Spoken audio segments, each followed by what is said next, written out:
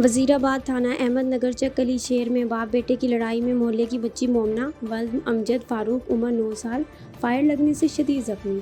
तहसील headquarter अस्पताल वजीराबाद में treatment के बाद गुजरांवाला रेफर कर दिया गया। मोमना के वालिद मोहम्मद फारूक का यूजी न्यूज़ के नुमाइंदा सिकंदर मलिक को खुसूसी इंटरव्यू। मज़ीद जानते हैं सिकंदर मलिक की रिपोर्ट में। ये जी एक 10 साला बच्ची है जो तहसील हेडक्वार्टर अस्पताल में एमरजेंसी में मौजूद है। इसको फायर लगा है और मेरे साथ उसके वालिद मौजूद हैं। हम उनसे पूछते हैं ये कैसे वाक़या। अस्सलाम वालेकुम सर, किस तरह वाक़या है? ये पिंड दो पार्टियां आपस में टकराव में लड़ाई हो रही थी। ठीक। बच्चे तो खेलते हैं बच्चे फायर हो गया तो शोर शफानी कर रहे थे इस तरह अच्छा तो बच्ची को फायर लग गया। अच्छा ऐसे ठीक है। ये बच्ची के वालिद हैं और ये 10 साला बच्ची है जिसको फायर लगा है और डॉक्टरों ने इसको जो है गुजरांवाला में अभी रेफ़र कर दिया है। यूजी न्यूज़ सिकंदर मलिक, तहसील हेडक्वार्टर अस्पताल वजीराबाद।